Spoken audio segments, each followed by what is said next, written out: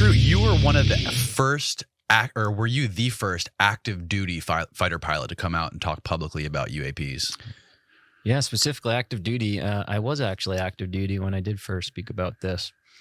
David Fravor, Commander David Fravor, he was kind of the first one to, I think, come out and speak about this. But at the time, he was no longer in the military.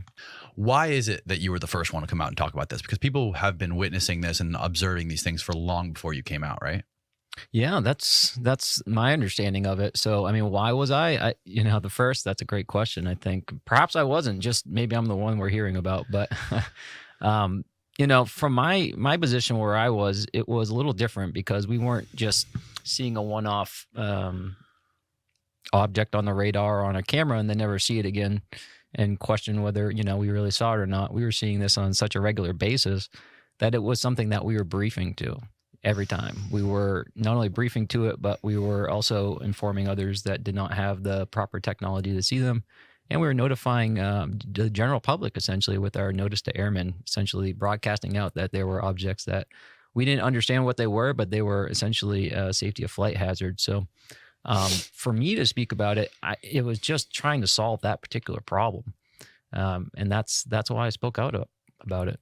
And there was just the day we're recording today, which is, what is today, the 13th of January? And I think it was 2 or 3 days ago, the report came out that there was now over 500 reported incidents of UAP sightings or UFO sightings by like service members or military members.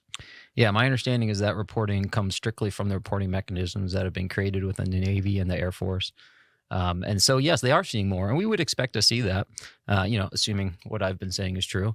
An increase in reporting will lead to an increase in reports. And so that's what we're seeing. Now, it doesn't necessarily mean the quality of the reports will increase, and it'll likely have more false negatives when we do have that. But generally speaking, they're out there, and now we have the agency to actually report them. And so we're seeing the data come in. I believe the New York Times, there was a bunch of articles about it, but the New York Times article, I'm sure you saw, was speculating that a bunch of it was basically junk in the sky or weather balloons. And they even mentioned, I think they quoted about the gimbal and the Go Fast video, saying that the Go Fast video, the object was only going 30 miles per hour. Did you see that? I don't remember if they specifically called out the Go Fast video in those articles, but generally speaking, there are aviators out there that are talking about this constantly. They've talked to me about it, and they tell me how this is something that they're talking about in their cockpits all the time now. What they did express disappointment in was the fact that there were no reliable mainstream media organizations that they could talk to about this. Not that they're necessarily looking to go out and make news, but they are looking for an opportunity to tell their story. And what we're seeing from the mainstream media is just kind of the same old, little giggling, okay, well, maybe it's real, maybe it's not. And these people are putting their careers at risk to come forward to talk about this. So to have it blown off like that didn't really go over well to the aviators I spoke with. They're saying that the big mainstream media corporations weren't taking them seriously? Essentially, they didn't feel like they could go and have a respectable conversation about this.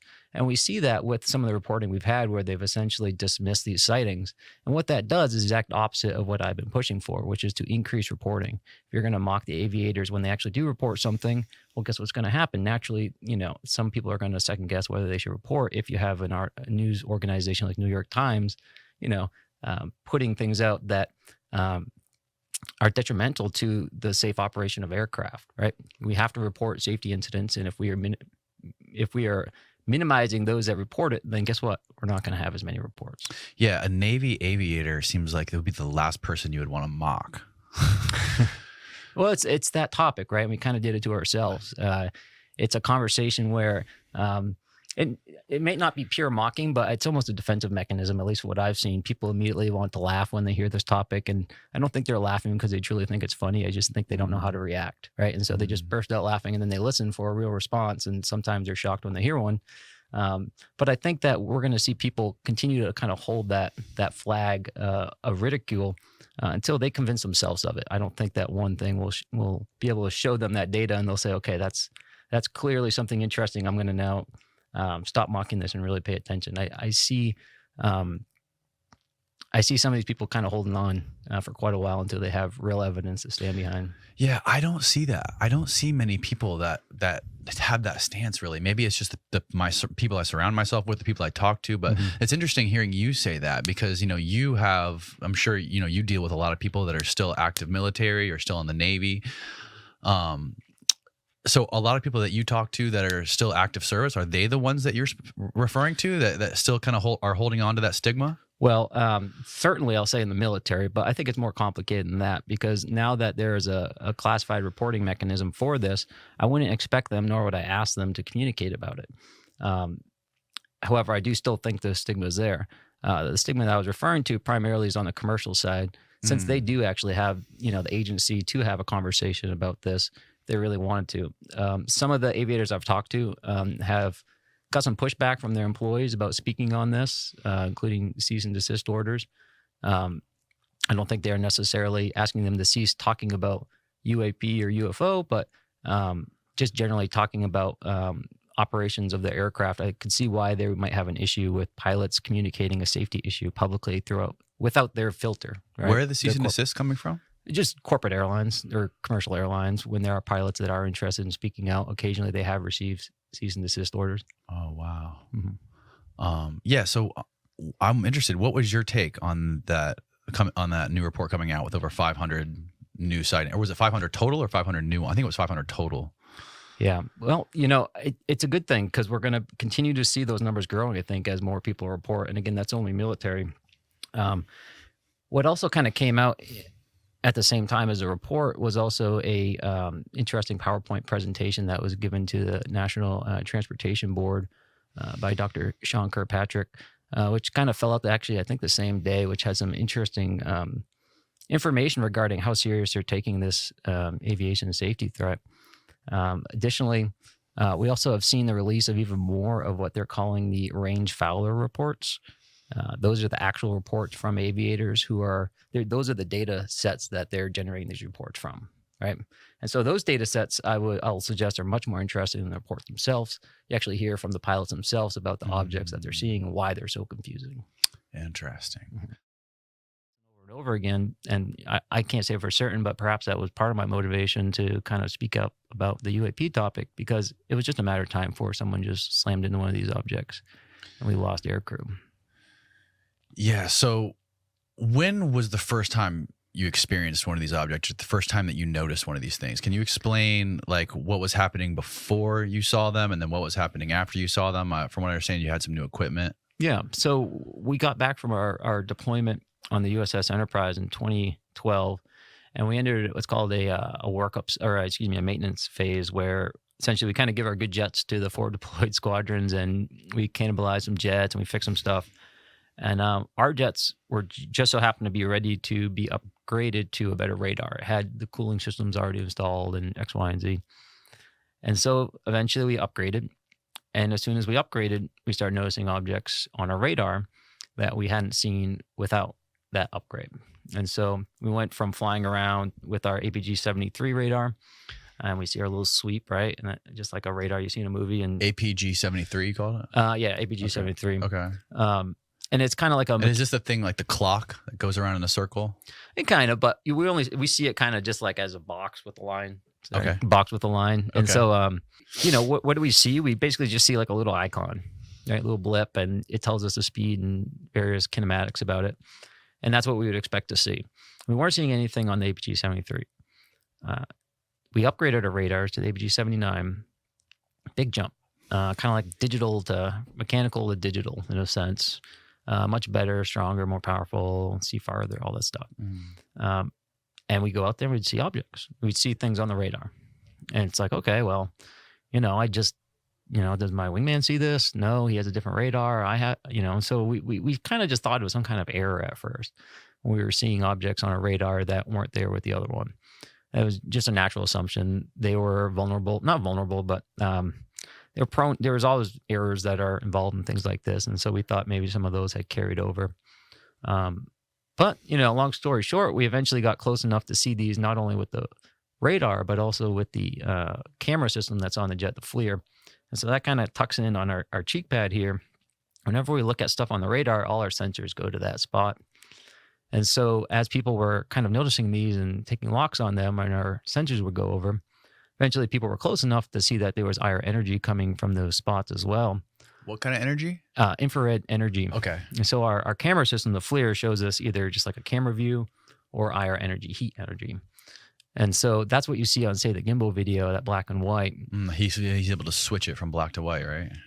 You can switch it from black hot to white hot, which means the white is the hot that you see on the screen, or black, just changing the contrast. Or you can go to like a full color mode, which is TV. It doesn't show you heat, but it shows you, what you look through in the camera. We typically fly with IR because you can see better, you can see further. It's more prominent. And we were seeing IR energy come from these spots where radar was dropping us off, essentially. And so at this point, we had to conclude that there was physically something there, and we had to at least respect it as aviators and not, get too close to these objects or just ignore them and fly around them because we thought they were clutter. At this point, we were confident they were physical, though we didn't know the origins or even that it was overly remarkable. What do you mean confident they were physical? What does that mean? That if we were to fly through the spot that our radar was showing us there was something, that we could damage our aircraft. Okay. Generally speaking, right? So what are the possibilities of, if it wasn't something physical, what would show up on the radar that wasn't physical? Well, there could be energy in that spot. There are, I believe, plasmas can be captured on a radar and other things. You can have extremely thick clouds can return radar signals in the APG-73. And so even temperature inversions where the air is extra thick with the older systems could potentially show you radar track files. So that was our initial assumption, that there were some strange things like that. But now to have energy coming from that spot in the sky as well in a very precise manner, as if someone was shining an IR flashlight at us, we had to make the assumption that they were physical at that point, just for safety of flight. How far offshore? 10 miles. 10 miles, okay. Yep. And it's at like maybe 12, I forget. Maybe it's like 18 or 19,000 feet. I can't remember. Maybe 12, actually.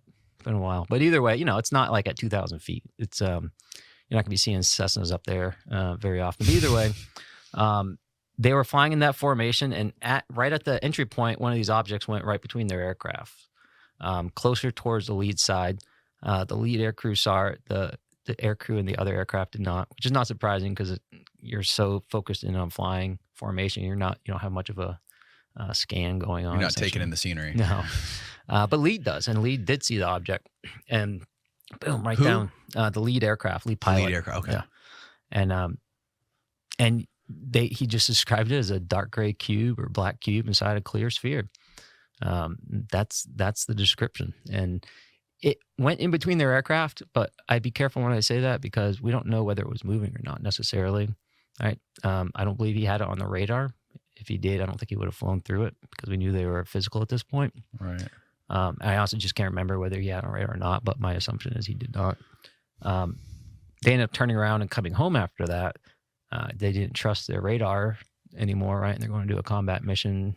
Well, not combat mission, but, like a dogfighting training set, something that requires a radar. So if you're not even seeing objects and no one's hitting them, it's time to come home. Right.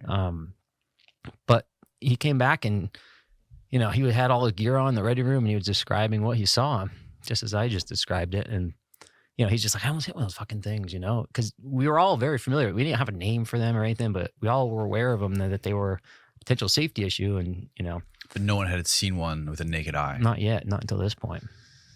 So now, of course, we're all like, whoa, this is getting weird, right? Maybe there's some kind of weird drone thing or X, Y, or Z. I mean, he didn't describe any propulsion. There's no obvious lifting surfaces, but hey, that's what he saw. So we were kind of thinking it was a drone at this point or something. So we submitted a safety report, a hazard report, which is something you submit when there's a chance of a mishap in the future. Like maybe you got lucky this time, but next time you might not be so lucky. Mm-hmm. And this is a good example of that. And so we submitted out, and we were thinking, hey, maybe this is someone's classified drone program. Maybe this is who knows what, but maybe by submitting this report, they'll get the message that, they're stepping out of their lane here and creating a safety hazard. We assumed it was some classified program at this point. Of course, nothing actually happened. I forget the total number of reports that are related to UAP off the East Coast in that period, somewhere around 8 or 10, I think. So it wasn't just our squadron; it was other squadrons that had this type of radar. And over the course of time, we weren't necessarily going out and interviewing people or taking any type of data sets, but generally speaking, whenever I talked to anyone on the East Coast that was a pilot that had sufficiently powerful enough radar and they had seen the objects, they described it the same way: cube in the sphere.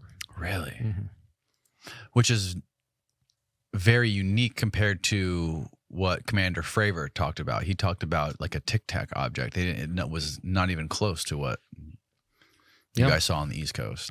Yeah. I don't think there's going to be just one answer for this whole thing.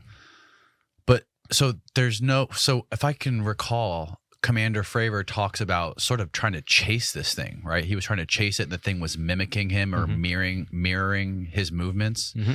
And then he talks about the thing showing up at his cap point before he even knew where his cap point was. He knew where his cap point was, I believe. He probably had it written down, but he hadn't been there. Right. From what I can deduce from what he said, it was he wasn't sure where, like he didn't even know where he was going to be prior to where, like there was no way maybe the object knew where he was going to be. It's kind of like one of those things where you have like a bunch of waypoints and you're like, I know I need to be at waypoint 9, but I have no idea where it is. Type thing. You know what I mean? So it's probably like that type. Right. He clicked over like, hey, he's at your cap point. It's like, oh shit. The guy who saw it with his naked eye, and you guys were in the ready room, and he was describing that. Mm-hmm. Who else was there, and what was like? Could you read the room? Like what did you take in from the other people that were there, and was their reaction to it? Kind of had a similar reaction to the look that everyone had on their faces when we watched the Gimbal video. Wasn't the same people, but kind of had that like looking around with a dumb look on everyone's face, like what the fuck, Like, I mean, the commanding officer of our squadron was there, 4 or 5 lieutenants like myself, the duty officer who is always there. It's always someone at the desk, and he's the one on the radio with the planes, welcoming back, and troubleshooting and stuff, dealing with issues of the day, which this was. And and everyone's kind of like, I was hit one of those things, and it's like, well, what are we gonna do now? And the answer was to talk to the safety officer and submit a hazard report. And eventually, the hazard report, of course, didn't change anything. It's more of a data collection mechanism than a proactive, prevention mechanism, aviation safety. Like I said, a lot of our procedures are written in blood. Right. But, sorry, I forgot where I was going with that. Did you ever see one of these things with your own eyes? No, I didn't. I looked. What would happen is crazy. And I talked, again, when I didn't talk to people that had seen it, almost all the others had seen it, but not physically seen it, but seen it on the radar, or had tried to see it, but couldn't, much like myself. And so what that looks like is, okay, we have something on our radar. Maybe it's, 20 miles away or some distance, not within visual range. As you get closer, you start to pick it up on your FLIR. You dial in your course, and you're trying to have a 500-foot pass with it. All your sensors are slewed. Your radar is looking at it. Your camera is looking at it. Your weapon system cameras and sensors that are on your individual weapons are now all looking at it, right? All that information is getting pumped into my helmet. And so when I look out, I can see a box around where I should be looking, right? And I look back at my radar, and yes, I still have the object locked, and it's right in front of me. And I look over at the FLIR, and yes, I can still see the energy coming out of that piece of the sky, very precisely. Right. And then my sensors are telling me where to look, and we fly right by it within a few feet, and or a few hundred feet, and just can't see anything. And you don't see anything. Yeah. But then it's still in the FLIR, still on What the is radar. going through your mind when you see it on every single one of your instruments, but you can't see it with your bare eyes, your naked eye? I don't know. We didn't make anything of it in a sense. I mean, you think it was like something's fishy with the radar, something's wonky with the mechanical instruments? At this point, it's inconceivable to us that our radar and FLIR and visuals would potentially be, now not for everyone, right? Not everyone, but for the cases that we did see objects, to be able to fool all 3 of those is interesting. Now, what you can do is you can say, okay, well, perhaps some were physical and some were not, right? That's one way you could go down this. And bottom line is we just don't have the data for that, right? To say whether every object represented a physical object, or there were only some physical objects and the others were not physical. We just don't have enough data to kind of make that assumption. But when you're flying around out there, you have to make the assumption that they're all physical. Right. And how long did it take before people on the boat when you guys got back and did debriefs or went over, how many of these reports were there before things started to change? Well, or did things ever change? I don't know how many reports there were. There were about, I think, 8 or so hazard reports that were submitted to the Aviation Safety Center that were specifically referencing objects that were, I don't want to say unexplainable, but not identified as drones or anything else. Right. There's a lot of others that indicate it's a drone, but what else are you going to call it, right? Right. But I don't know how many because we weren't really tracking it, right? And so then what did change, essentially, to answer your question, eventually the Navy implemented a reporting process through the UAP task force where they were mandating, I believe, naval aviators submit reports upon landing of any objects that they witnessed. And it didn't go through the Naval Aviation Safety reporting method. It went, to the UAP task force. And so that is what changed. I don't know how many incidents there were before that, but the UAP task force report and now the ODNI report that came out shows that it's happening quite often. You spoke about, I forget which podcast it was, but you spoke about a moment when you were in the room and there was a senior officer, like a top guy who was reviewing it, and then he looked at it, he's like, and he turned around and walked away. What was that? So everything we've talked up to this point has been off the east coast of Virginia Beach with no aircraft carrier involved. In 2015, we started to prepare for our workups, or actually maybe it was 2014, but it was right at the change of the year. But we left essentially on an aircraft carrier to essentially get ready for war. It's called a workup cycle. We spend months on the boat and we basically do all that training from the boat just to practice like we play. And while we were off the coast of Jacksonville, Florida, that's when we filmed the gimbal video that people are familiar with. And so, yeah, it's pretty intense. And there's actually bases on the coast where they have called Red Air, contract Red Air, essentially, where they come out and test us, right? So day and night, they'll come out and fly out and try to penetration test a carrier, right? While we're doing missions. We might be on a training mission, and then we might need to break off of that because we're going to intercept some other Red Air fighters that have been launched off the coast to test whether we can intercept them before they get within weapons range of the boat or things of that nature, right? So it's kind of, in one sense, it's awesome fun, right? You're out there zipping around, intercepting aircraft as they, we're doing an air-to-air mission out there. This is actually, interesting little tidbit. I'll get to that after. No, please. I'll right after I tell the gimbal story, I'll tell you this little piece that doesn't get talked about much, but, yeah, we're going out doing an air-to-air mission. The air crew that filmed the gimbal essentially started coming back to the boat after they had run out of gas and were waiting to land. You don't just come back and land. You have to wait for the deck to open up. And so what that means is you essentially have to just slow down and do what's called a max endurance profile, fly at a certain airspeed that maximizes your time airborne versus being an afterburner in a dogfight. That burns the least amount of fuel? Yeah. Okay. So if you're in some dogfight training mission near the boat, you're eventually going to hit a fuel number and you bring your throttle back and you essentially just hang out. You're done being tactical at that point. And so that's the position they were in. They're coming back and they ended up seeing these radar contacts on their radar. And they initially thought it was a penetration test, as I had talked about. So they went over to intercept the aircraft and they were looking on the radar and all that. But the kind of mechanics of it didn't really jive with what they would expect to see. It was too slow and performing turns that they wouldn't expect to see.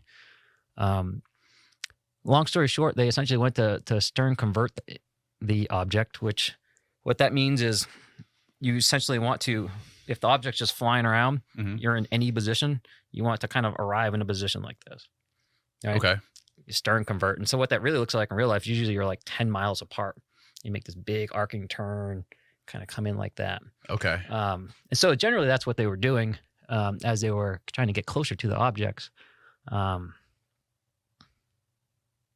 What they saw on the radar was one object, and then nearby were about 5 other objects that were flying in a wedge formation. And so the wedge essentially proceeded along more or less a straight line and then kind of got jumbled up and did a very tight turn essentially and started proceeding in the opposite direction. These objects that are in formation, is my assumption that they were the object we were seeing off the East Coast on a regular basis. And I say that because they appeared on the radar similarly as what we were seeing on the East Coast. There are ways that we could identify it, such as the way the objects kind of like skipped around a bit with what we were seeing on the radar. It wasn't like a perfectly clear radar representation. It would kind of skip around as if it couldn't really tell exactly which direction it was going, even though it's showing it moving in a consistent manner, which is confusing. But that's how we were able to identify them on the radar. And these look similar, right? So it's an assumption that they were the same. However, the gimbal object we had not seen before, that was kind of located below the objects, I'll say, or maybe to the south if we assume up is north. Yeah. But they're kind of like below the wedge and following in the same direction, just slightly behind. And when the wedge made that turn and then rolled out in the opposite direction back in formation, the gimbal object just kind of went, it just kind of was going in one direction and appeared from a God's eye view that it just started going in the other direction with no radius of turn. That gimbal video was from a God's eye view? No. Okay. But what I saw on the situational awareness page, you hear the pilot's referencing, that's a God's eye view. And so that screen, typically between our legs, we have one screen here. Okay. Screen here, screen here. Typically we keep the SA page down here, and then we'll have our radar here or our FLIR and a different type of radar over here. And so the SA page takes all of our sensors and has a fused image. It's a God's eye view, 360 degrees around our aircraft. The aircraft in the middle. Oh, wow. With color maps and all this stuff, right? So like that's like kind of like the conglomerator of all the data. Right. Okay. That makes sense. And that's a God's eye view. So this object, you have the things here, and then the gimbal down here. These turn, and then this just kind of, with no radius of turn, just start going in the other direction from a God's eye view. What that turned out to be, it seems, upon further analysis, was that the object did what's a vertical turn, essentially like a vertical J hook. Whereas if you're looking from a God's eye view, so like that, yeah, very tight though, in like a few hundred feet to reverse direction, which is not something you see a fighter jet do. No, certainly not. It takes almost a mile for a fighter jet to turn. Wow. But I don't think this was fighter jet size per se. I think it was smaller. And I say that because our velocity vector, which is in the HUD, but also gets transcribed onto the FLIR, that's set to a size. And we can set that in our jet so that if we're in a dogfight and the wings of the aircraft in front of us in our HUD are equal to the size of that velocity vector, it gives us a rough estimate of the distance of the aircraft. Okay. And so if I look at that velocity vector and we're 10 miles away and that object is half the size of that velocity vector, it gives me a rough estimate of the size. Okay. And I don't know what they necessarily had it set to, so I can't necessarily make a judgment on the size. However, if it was set to standard, I don't have a number, but looking at it, it would be smaller than F-18 based on its relative size to the velocity vector. Smaller than an F-18. How long is an F-18? Oh, shit. Put me on that. That's like 30. That's something you should know, yeah, right? 30 feet, 35 feet, something like 35 feet long, and the wingspan roughly 28. 28. AIM-9X, which is a IR seeking missile. Okay. Which we use to employ it in close range. It could also be used for let's consider high off boresight shots. And that sensor needs to be able to kind of almost look behind you in a sense to like find that guy. And if your weapons are loaded internally to your bay, it doesn't have the ability to do that. Right. And so there's some interesting problems. And I know they've worked through them at this point to some degree so that those aren't as much of an issue, but no fighter is perfect is the point.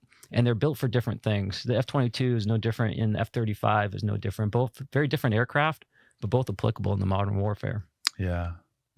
It's funny. Isn't it true that when that first, I forget the name of it, but the first, that big triangular black stealth bomber came out, there was, I think the government was going along with stories that it was UFO. They were trying to push the fact that it was a conspiracy because they hadn't officially announced it yet. But yeah, so this is the gimbal video, right? So this is the object we were seeing next to the 5 other objects. Okay, yeah. Go ahead and roll it. Dude, this is a fucking drone, bro. There's a whole fleet of them. Look on the ASA. My gosh. They're all going against the wind. The wind's 120 knots from the west. Look at that thing, dude. So these are friends of yours. It was so weird when I'll tell you in a sec. That's not our LNS though, is it? It's not. That is the LNS, dude. Well, if there's like, look at that thing. It's rotating. Yeah, one of them was in my wedding party. Really? I won't say which one, but one of them I spent most of my career with. We Wow. we went through training together in the Fleet Replacement Squadron when we first met. So we were like in a 5-person class together. We trained together, and he ended up going to the boat with me. He was like my wizzo, not my wizzo, but he was the wizzo on the back seat when we went to do our night landings for the very first time. Oh, really? And it was his first time landing on a boat, because the wizzos don't do that until later. But the pilots get day traps when they're in the advanced strike fighter training. So with the Wizzo, They don't do the landing though, right? They don't. Right. But it's still like, this is like, now they're like with another student, right? And the student's first time landing on a boat, and now he's in the back seat. You know what I mean? So it's kind of like this big trust thing in a way. Oh, wow. It's really his first, like, it's like, all right, saddle up. You know, here's a guy that's never been to a boat before. He's doing it by himself, and you're sitting in the back. Oh, God. Right? So I imagine it's a little nerve-wracking. They don't have a stick. I mean, they're not pilots. So, Right. They're just holding their breath. Yeah. So we did this together, and it was an interesting story. Hey, I know that guy. Back when I had hair. Who are those two guys? Yeah.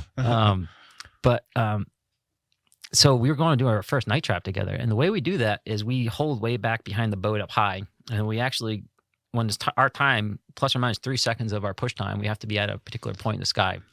As soon as we hit that, at a certain airspeed, we go down 8 degrees, nose down, 250 knots, which is pretty aggressive. That's like, I'm pretty sure that's aerobatic flight in a Cessna, theoretically, but in F-18, it's no big deal. We're coming down, and then at about 5,000 feet, we arrest our descent from 8 degrees nose down to 4 degrees nose down. And because there's something called the minute to live rule. If we're descending at that 8 degrees nose down, our rate of descent is greater than how much altitude we have left in 1 minute if we were to continue doing that. Wow. So like, you're going to die in 1 minute if you don't, change something here. So that's why we bring it up a little bit. So what happened was, as we were kind of approaching that altitude where we start to roll out, we're down 8 degrees, everything's steady, that's all good. But as soon as we start pulling, essentially, our mission computers inside the jet failed, and they started resetting. So what that led to was all of our displays going blank and resetting. So not only, now this is a night landing, so there are no external lights. I have no navigation. The jet's still flyable. I just can't see where I am. And this is just as I start to pull up, which means I've lost my equilibrium.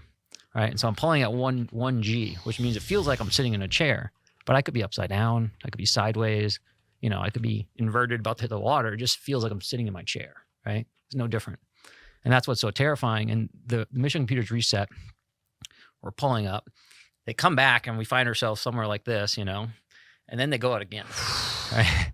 So now I'm like, fuck me. And I'm not like waiting for them to reset. Now I'm like looking for my flashlight, So like I can at least like turn it on and shine it at my backup instruments, because there was no like real lights on those either. Right. And so I'm trying to do that while I'm fiddling with that, essentially trying to like somehow keep the plane upright, because there's like a overcast layer at 8,000 feet, which means there is zero light. If there's just no moon and just sunlight, that's cool. Like you can see the waves, you can see the ground. But when there's an overcast, like 8,000, you might as well have your eyes closed. You just can't tell. What is this? What is it? Night landing? Oh, this is a night landing. Yeah. I have a video just like this. What are we even looking at right now? This is a tiny, let's like, it's the aircraft carrier. There it is. Wow. So see how it's like black up there? That's what it looks like if you have that overcast layer. You literally can't see anything. So you're basically surrounded in blackness, and you lost all your It's like I just went blind. Everything went gone, and you pull out your flashlight in the cockpit and you're shining it on. I'm trying to at this point. Yeah, I'm like trying to get it out because it's strapped right here, and I'm like, I'll just tilt it down, turn it on, and then it'll be like. And that he hasn't gone public about it is because he's still in there and he just doesn't want to. He doesn't want the attention, or What it's not even attention. What I he mean, get- legally, he's not allowed to speak legally out. he's Yeah. not allowed to. Mm-hmm. Do you see any other military people just kind of talking? Yeah. Dude, I was almost arrested for that. Really? Yeah. That's what I've been told. So when I did that, I was, I communicated to the best extent I could that I was just communicating as a private citizen about experiences I had. The night before I left to go to DC, I got a call at like 10 p.m. saying that I now had orders to be there and I need to be there in my uniform, my whites essentially. And I need to go to the Pentagon before I went to Congress and the Senate, which was not a great revelation. But so I was scrambling, right? Like I was months away from getting out.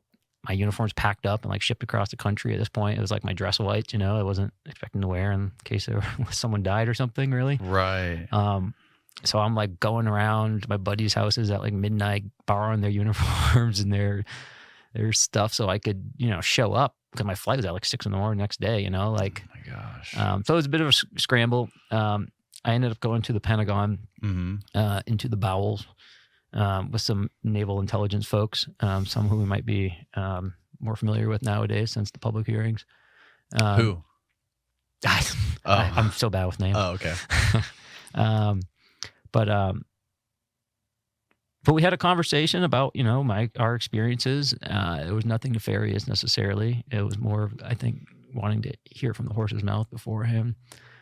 And I got quite the entourage from there over to the Senate. There were representatives from the, numerous admirals from the Navy and the Pentagon that accompanied me to that meeting, which included representatives from the executive branch, Pentagon, Senate, elsewhere.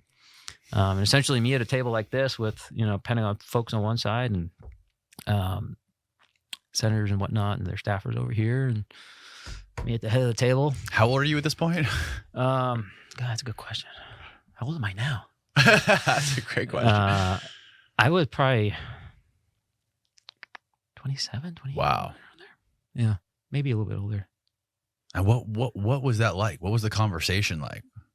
What did they seem interested in? Like what did you sense the priority was there with them? They seemed to just want to understand objective. what they were seeing. So from the Pentagon side, it seemed like they had some understanding that there was a problem in this regard, but it was classified. We weren't really able to have too much of an open conversation about it in that environment. I would say things. Senators would ask me questions, and they asked the DoD folks, "What do you have to, do you have any comment on that?" And the answer was either yes, no, or we'll talk about it in under a higher classification, essentially. And so they didn't have a lot to add to that conversation on the Pentagon side, but it was clear that the folks on the Senate side were intrigued and were interested, and they would seem to be asking the right questions. Of course, at the time, I didn't know where it was going to go.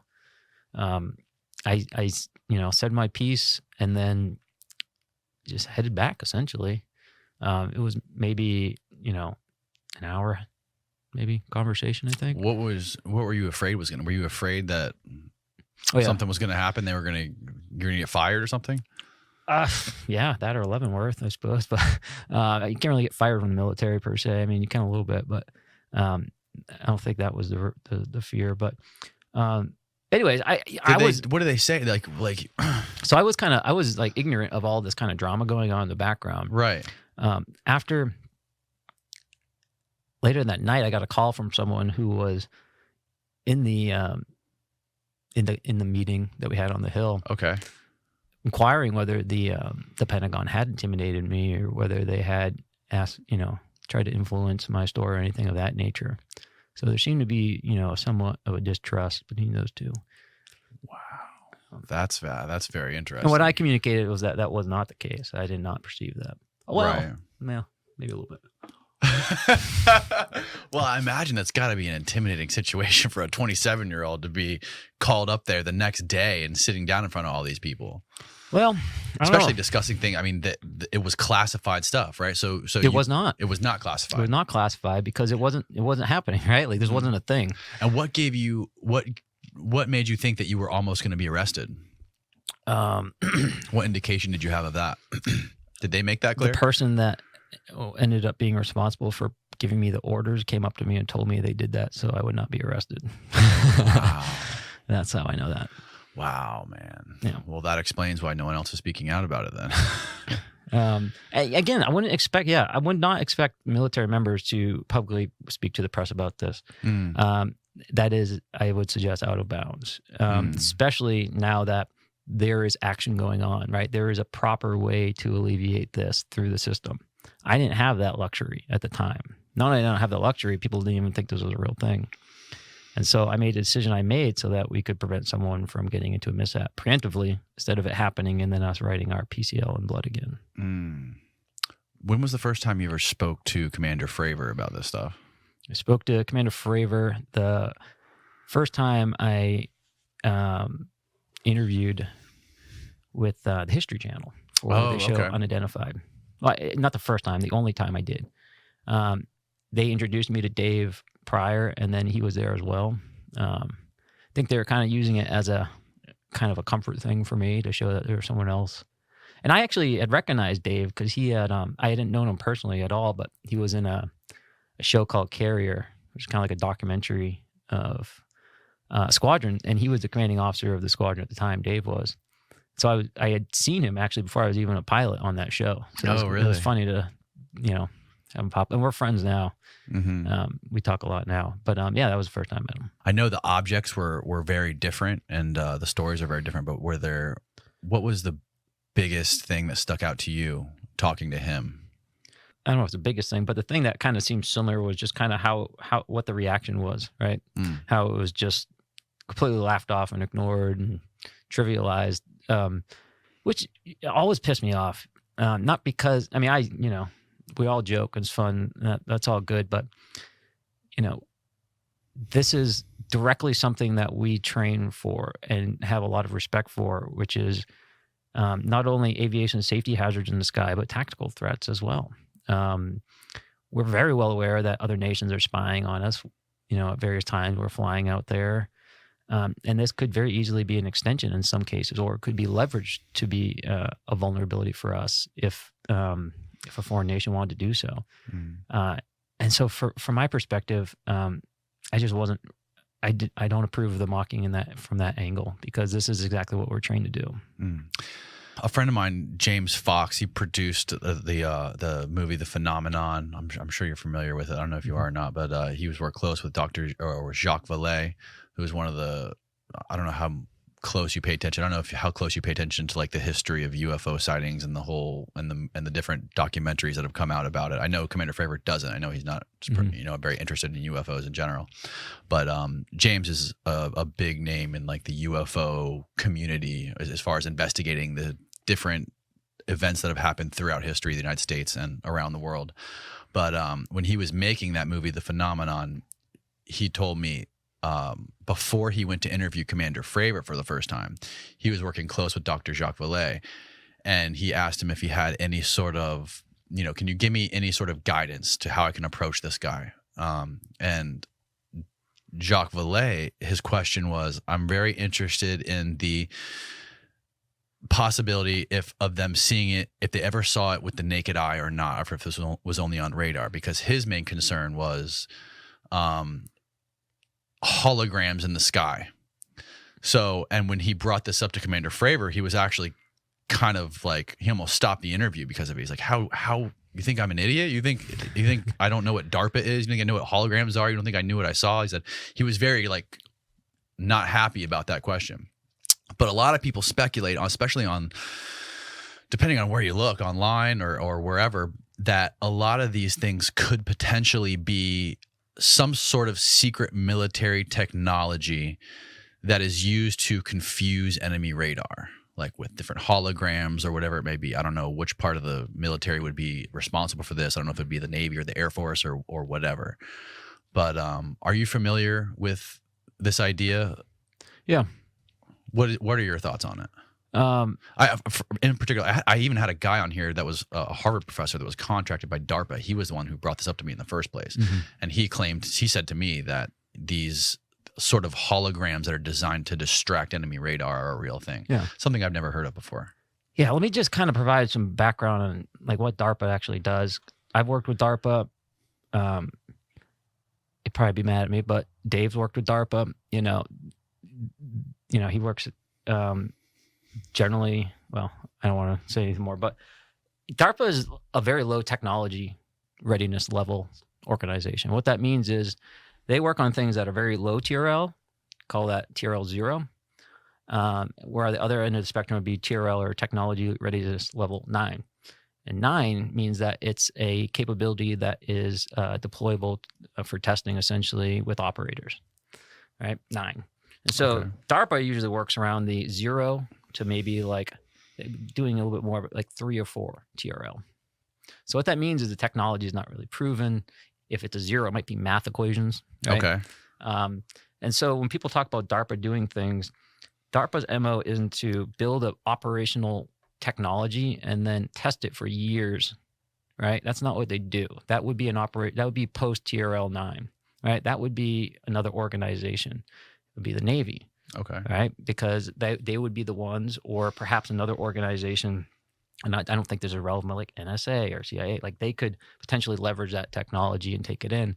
So if we're talking about Nemesis, which is what I understand to be kind of generally speaking, kind of the holographic EW confusion type technology, it would be the Navy testing it in our most active training ranges off the East Coast.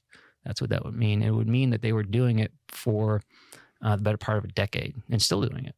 It would also mean that they're doing it over international waters, which means any country can go out there and study it. And it would also mean that we're not testing these things at our billion-dollar ranges that we have out in the Western U.S. that are designed specifically for this type of activity, such as, Navy China Lake or any of these other testing facilities that we have. Right? Navy China Lake? Yeah, it's a weapons testing place that a lot of test pilots go to in the Navy or other places. Right? It's where we develop weapons, essentially, and test them out. We get a new bomb, send it to China Lake, strap on F-18 with the test pilot, and see what happens when you drop it, right? Like it's an operational test area. Okay. Right? So we have places to test this type of stuff. So when people talk about, these programs like that, that's all well and good. There is a lot of interesting technology that could be pieced together to provide examples of how something could be feasible. But if you step away from that and look at the application and the implementation of that technology, it starts to not make as much sense. Right? Why would we be testing this for 7, 8, 9 years after it's been public in international waters off the coast, especially when there's safety reports? Now, why would we be testing it for 8 to 10 years in international waters? Like you're saying that we wouldn't typically do it for that long?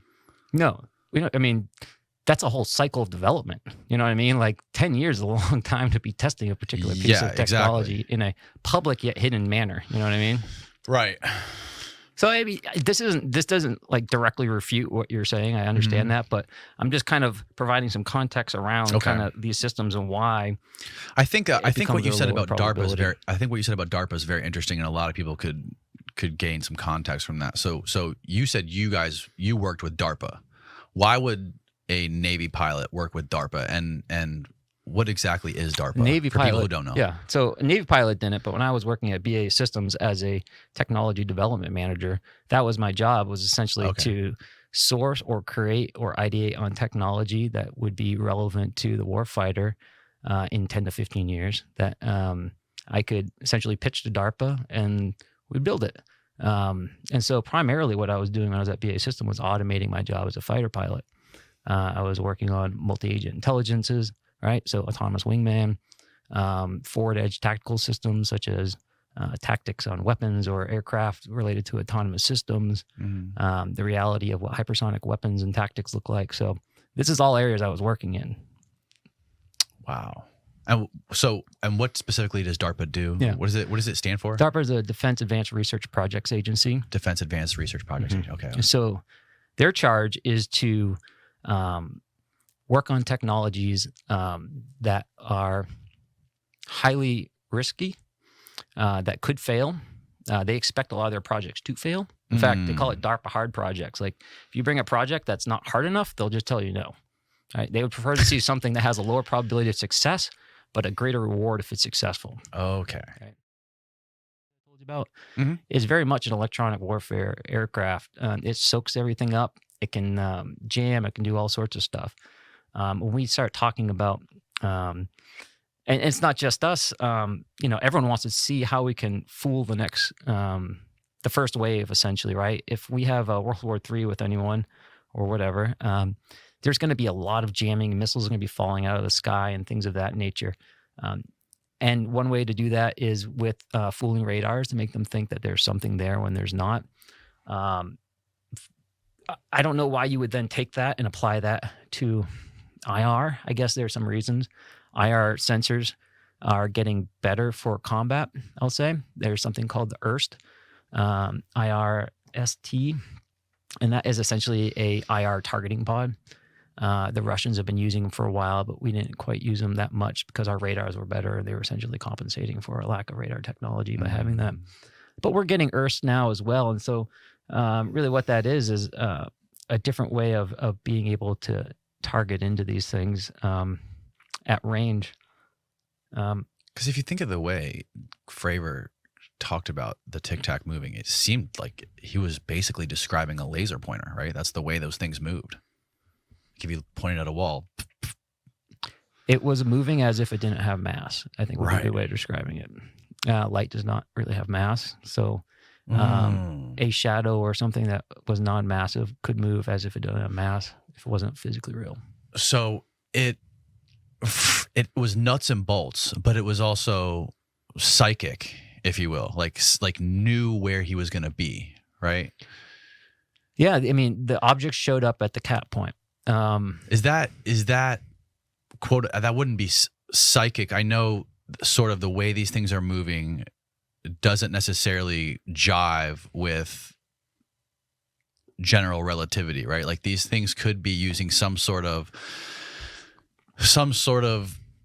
propulsion that is gravity, like anti-gravity, or it's not necessarily like a jet. It's not shooting something out the back to move. It's somehow manipulating gravity to move like that. I'll agree that we don't see them spitting stuff out the back, but the mechanism that they are using, although gravity and space-time metric engineering is a potential option for that, there, I think, are others as well. Really? Yeah. So, there's, well, let me just say this. Transportation really at the end of the day comes down to energy. Right. Right. If you can put enough energy into one piece, we have the math to build a warp drive or what have you, engineer space-time metric, warp space-time, which therefore would be warping gravity and allow you to potentially move superliminally. That's, one fun theory. Mass reduction is, a technology that has been proposed. If you were able to reduce the mass of an object, then moving it through the air would be much more seamless. Reducing air friction, is it warping space-time around it to avoid the friction, or is it somehow moving air particles around it, right? We just don't know the answer to these questions. Yeah.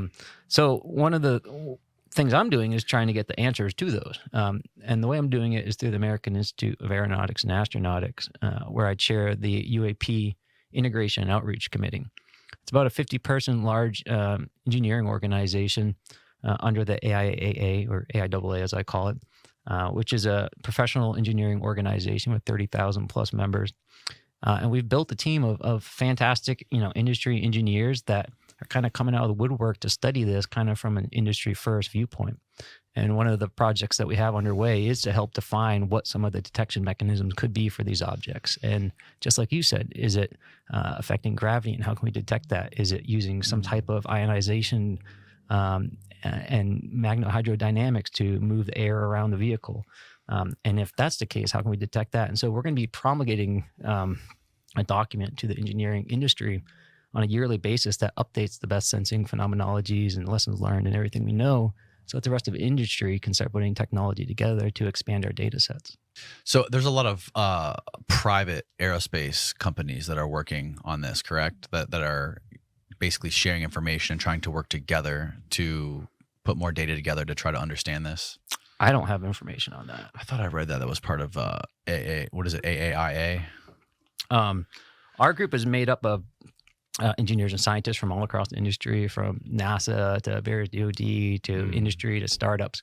And so I wouldn't say necessarily any of those companies they represent. Actually, I would say this: they don't represent the companies at all when they're there. But there are members across the industry that are very interested in this. Do you think it's possible that there is private aerospace companies, contractors that have technology that they're not sharing with the mainstream academia? Technology? Yeah, absolutely. 100%. Science? I don't know. Like anti-gravity. Do you think it's possible that there's some sort of private aerospace weapons contractor, like whatever, for example, Boeing or Lockheed, that has figured out anti-gravity and it's not being shared with the public? Like, I think it's possible, because it would effectively, it would be immune to FOIA requests, right? Because it's a private company. That's a theory I've heard, or maybe it's not even a theory, maybe it's a fact. But generally speaking, yeah, I think that is possible, that our private defense industries and contractors have technology that isn't promulgated and is classified.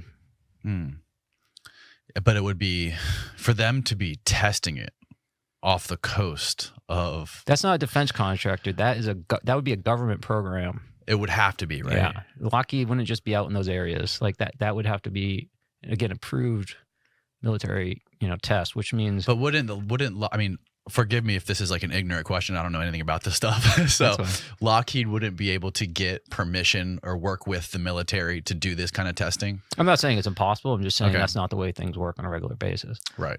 They go to ranges all the time. I've been to ranges in the defense industry, to work on various technologies. But operational flight training areas and flight operation areas are a totally different beast. You know what I mean?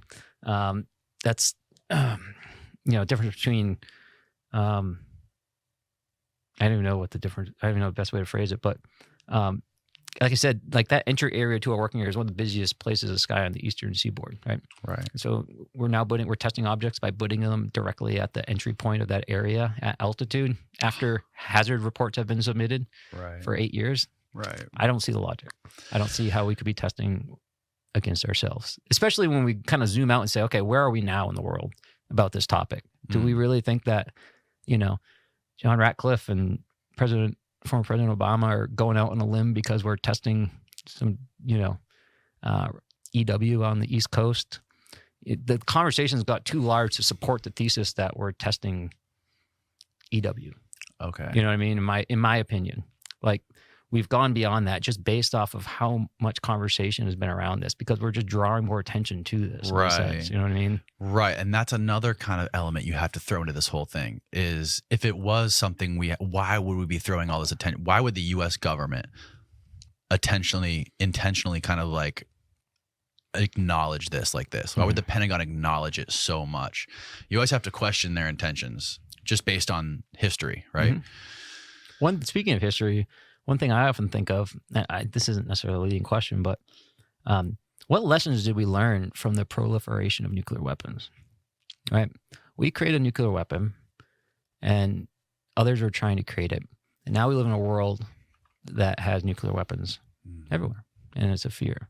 If we developed a technology that had the power of a nuclear weapon, perhaps even greater, what lessons would we have learned from that proliferation and taken that and applied to this new technology? Yeah. Where would we have blackened out the conversation? The engineering side, at the fundamental science side? I don't know the answer to these questions, but I imagine we learned some lessons from that. Yeah, I don't know, man. I feel like we're a species that has amnesia when it comes to this kind of stuff. You know what really kind of like tipped me off to, or made me start leaning in the direction of it could be human technology is when the Pentagon started really acknowledging it and, putting out the New York Times dropping these articles and the Pentagon putting out more and more information about it and declassifying these reports, but not showing the whole thing. Like that's when I started to sort of go, switch to maybe this isn't some sort of extraterrestrial thing. Maybe this could very plausibly be something a foreign nation has or that we have that we're just not getting the whole truth about it. I bet it's probably somewhere in the middle. You know, I would think that somewhere in the middle, as in like we took the technology that we found from somewhere off Earth and then we sort of like back engineered it or something. I think that'd be the safer bet to make that assumption that it's very probable, if this has been going on for a while, that some of what we're seeing is our own, but originates from, you know, something else. And not to say alien or your other, you know, whatever the flavor of other you like. But that, I think that's a very feasible consideration, to think that, you know, we've been trying to work in engineering this, and some sightings could be contributed to that. I think that's a reasonable statement. What do you think about Bob Lazar's story? How much credit do you give that? Have you ever talked to him? Oh, no, not personally, no. I mean, it's interesting, and like I told Joe, I want to believe it. It's interesting, but I just don't have any evidence other than, you know, the media that's been created to tell his story, and that's just not sufficient for me to draw a conclusion on my own. What do you think about the way he describes the anti-gravity propulsion and being able to manipulate time? Well, I mean, that's something that you study, right? That's something that you're very much that's into. grounded in good science. Anytime that you would create some type of field that warps space-time around you, you would be by necessity warping time as well. Any increase in gravity or concentration of it in some sense is going to cause time to slow down. The more dense and the stronger the stronger the gravity is. And so and so that, you know, I don't know if that supports his story necessarily. That's something we've known for a long time, 20 years or so. But it is consistent with, I think, general relativity. Some of these shows like Skinwalker Ranch, like a person like me who's familiar with like production and how it works and watching this thing happen, it's just they're making a fucking movie and they're trying to entertain people. Like for somebody who understands some of the stuff that has actually happened in these situations and the research that's been done behind it scientifically, and then you watch it dramatized on television, to me, kind of like doesn't do it any favors. It makes it less credible to me. But I understand, like, it's fucking entertaining and people want to see it and you can make money. Companies like the History Channel, the Discovery Channel, they make tons of money because it is entertaining. And now with the conversations that are happening with, you know, with the New York Times and the Pentagon, now it's actually getting more and more truth. So this stuff is becoming more and more of a financial opportunity for entertainment. Niche. What's that word? Niche. Yeah, I mean, generally speaking, I think more attention that goes on this, the more people, for good reasons and bad reasons, will try to financially gain from it. I do have one pushback, which is, you know, one thing I've seen a lot is that there seems to be this almost gatekeeping around the topic, where if you're not doing it for the pure enjoyment of the topic, then you're doing it for the wrong reasons. And I don't agree with that. This has been relegated to a hobby for way too long, and a hobby is not a sustainable way of creating a new industry around something that we're seeing out there that requires technology and investment and research and people to commit to that research and write papers, right? And guess how that gets done? With money. Yes. So, hey, eventually we got to grow up and start putting our money where our mouth is. Yes. Now, that doesn't mean necessarily entertainment, but hey, the government, you know, they're not going to buy sensors for the general public to figure this out. Will NASA? I doubt it. I've had conversations, you know, with members from NASA and people from Aero, and, you know, they both are pretty aligned around the fact that the normal funding channels for this type of work doesn't really exist within DoD. And they don't really exist within NASA. And we're seeing a little bit of a change. We're seeing, you know, NASA put a little bit of money, $100,000, as they, you know, essentially build a program to put study $100,000. Yeah. So, you know, but the point is that they're not doing work with that. They're building a recommendation for a program, right? And that's the output. They're going to be looking at the data and various things and providing a recommendation on how NASA can actually gather data to bring answers forward on this. And so that's when I think more money will come in and stuff. And, you know, to go back to your point on entertainment and stuff, I think that's why a lot of pilots haven't been willing to talk about this, because it has been more in that UFO-tainment type of mindset. UFO-tainment, good word. And they don't want to, pilots don't want to risk their careers by going on something like that and getting labeled as, you know, a believer or something like that, right? It's I think a little derogatory to kind of label these pilots that have witnessed things believers in a sense, because a lot of these people have seen some very inexplicable things with their own eyeballs, with multiple aircraft and multiple air crew, like their first officer and multiple other professional aviators, and they're seeing things that have changed their lives, Right. you know, they've gone out and talked to artists to do drawings of what they've seen, and they've kept in touch with the pilots they've seen this with.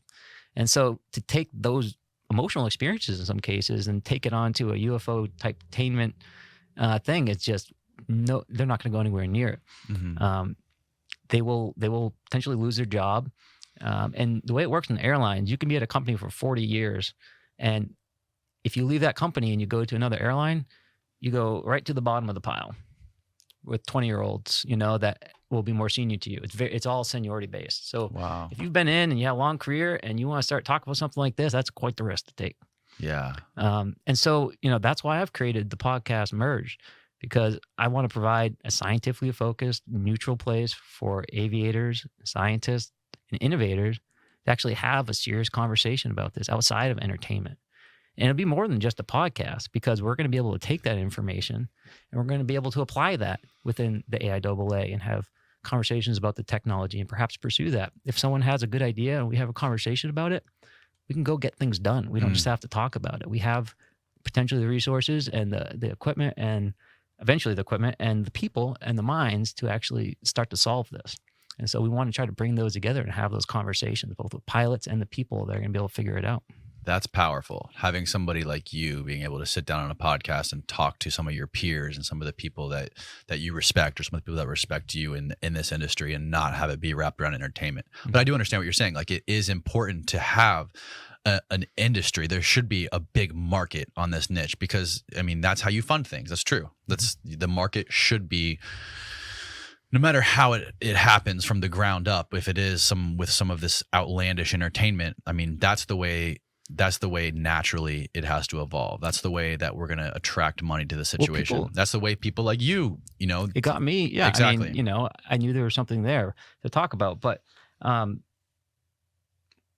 the document I talked about being able to release within the AIAA, that's really what that's going to be centered around, is being able to provide a broader understanding throughout industry of the science and the sensing phenomenologies and things, so that technology can be built. So to kind of answer your question, you know, how do we get from there to where we want to be? We're getting there, right? We've created scientific organizations. They have been created to actually study this. Right. And what's going to happen from that is we're going to be putting out information and data and conclusions and results, and that is going to go directly into developing new and better technology that's going to help us understand this problem better. So we're there, we're getting there, we're establishing that. And when we look out in the wider scope of things, we see that Aero and others are taking a whole of government approach on this. This isn't, you know, one department, one agency, one organization, one, you know, senator or congressman with a hobby. The whole of government is kind of wrapping itself into this, so that we can take that whole approach and make sure that we're using all the resources we have as a nation to understand that. And that's what's happening now, whether people see it or not. We're building the stage, we're setting the stage. And I think this year we're going to see a lot of activity on that stage. How many, have you thought about what happens once, if and when this becomes just accepted public knowledge, that if there is another civilization that is trying to communicate or traveling here and monitoring us, and that is here with us, and we're not alone? Like, if that does become common knowledge and accepted knowledge within the world and all the main governments in the world, have you thought about like what the implications of that are? What are the public implications, and how does that affect wars and military? And yeah, I don't have the answer for that entirely, but I will say that I know there are efforts underway to form certain organizations that will study this from a more broad perspective like that. Of course, within the AIAA, I'm focusing on science and engineering around this topic, but I think we'll hear soon about some other efforts that consider, you know, the sociological implications of this. That include the economic implications of this, the xenopolitical nature of this. But to kind of get to What does that mean, xenopolitical? external politics, we have Okay. to now consider something other than ourselves in our relationship with, how we interact in the world, perhaps. How do we retain our agency if we do exist among, highly technologically capable societies, right? I think that's really what it boils down to. If we do come to terms with this, is that how do we maintain our dignity and our sovereignty in such an environment? And I think truly we have, well, I think that's what it boils down to, really. How do we interface on perhaps a stage like that as the weaker candidate, but with the self-respect that we should have in order to operate at that level? These are the conversations and the questions I think that we'll be able to explore in a more organized manner once we kind of get past this uncertainty phase. There's so many more questions than there are answers. That's going to be the fun part. I can't wait. I mean, it's scary. It's scary to think about what could happen, because obviously, the human mind goes to all the fear first. Like, what would the worst case scenario be if the public knew that, okay, that we're not everything, there's other beings here? Would the economy collapse? What would happen to religion? Like, it's unfathomable. Okay. It's unfathomable. I think we will do okay. I really do. I think that one of the reasons that perhaps this is an okay time for this is that our society is measured in some sense right now by how fast we change, how fast our technology advances. And we see it all the time. Our society and our social standards don't necessarily keep up with the technology. Our technology is created, and then we try to find a way to live with it in a sense. I don't think this is going to be much different in a sense. I think as long as we can retain our agency and our self-respect in a manner like we were just talking about, that we're going to be able to integrate that information, because really that's just, that's how the modern person lives right now. Every year there's new technology and something different. Not to mention the state of the world in some sense with COVID and everything else that's been going on. I think people's comfort in reality has been shook a little bit by the events of the past 5 to 8 years. And if you did want to introduce some drastically different knowledge, I'd suggest that this would probably be a good time, as the shock would be lessened. Mm-hmm. Yeah, I am optimistic about it to an extent. Just, hearing some of the stories, it doesn't seem like these things, if they are from a different civilization, are a threat to us. It doesn't seem like they are here for bad. They don't have any malintentions, especially when you hear, some of the most fascinating things to me is how there's been a large number of sightings near schools, and, with young children seeing these things and reporting these things. And I don't know if you're familiar with the Zimbabwe, the Rua school in Zimbabwe back in the early 90s. Mm-hmm. There was something that landed, and there was like 30 or 40 school children that all witnessed the same exact thing. And there was that famous Harvard psychiatrist who interviewed them all. And Mac. Yeah, John Mack. And, there was communications. They said that when they stared into the eyes of these things, that they felt this feeling of, be careful with technology. Technology can lead you down a dark path, or it could be bad for your civilization. Probably not the thoughts that these children were having. Probably not a natural thought that these children would be having. Yeah. Especially during that time in the early 90s. I mean, looking at where the world was then. And then, there were so many school sightings like this, which is very interesting to me, how, because when you think of children and how much more open-minded they are than adults who are just hardwired into thinking the world is a certain way, that alone just makes me, whether how real that is or not, that makes me optimistic about this whole thing. Mm-hmm. And I'll say too that I don't think what we're experiencing is probably a new phenomenon. I think that would be a statistical unlikeliness, or be unlikely statistically to think that this just started in the very recent past. I work from the assumption that this has probably been going on much longer than that. Mm-hmm. Although what that means in my daily thinking, I don't know. But I don't think this is new. And if we assume that, then I don't think we have to have that much to fear as we better understand this, because we're already living in that world. We just don't know it. Right. So the fear is all just our own internal change that we need to come to terms with. Yeah. These stories like this, there's only two things you can really do with it, in a sense. You can accept it or you can not.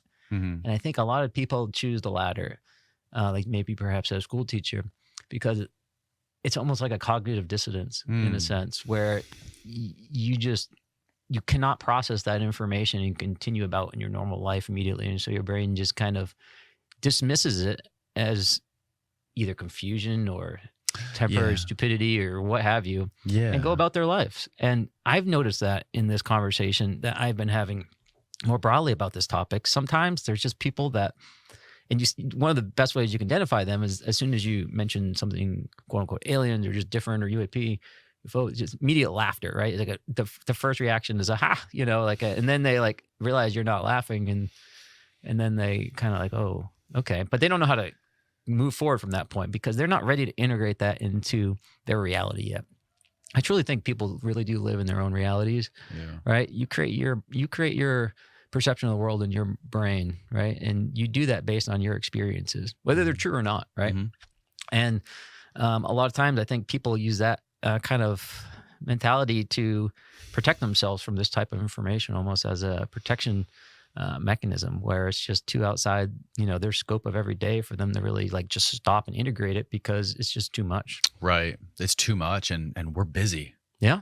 We're busy. We got shit to do. Yeah. Right. Like it's almost the same thing that you dealt with in the Navy in a way. Oh, 100%. It's exactly the same way. We got missions to do. We got this. We got that. I want to promote. I want to do this. I want to eventually get home and see my wife. Right. People are just so focused on their day-to-day lives and what they have to do in the next hour and staring at their phones on social media. And that was even true for us as fighter pilots when we were literally in the sky looking at these objects, right? Which, bad on us, but we only have so much fuel and X, Y, and Z, and there's a lot of reasons why that is the best, that was the right answer. Of course, yeah. But it doesn't prevent me from looking back with a little bit of regret, wondering what we could have learned if we paid more attention at the time. Well, cool, man. I really appreciate you coming and doing this. This was fascinating. Yeah, it was my pleasure. This was great. Thanks for having me.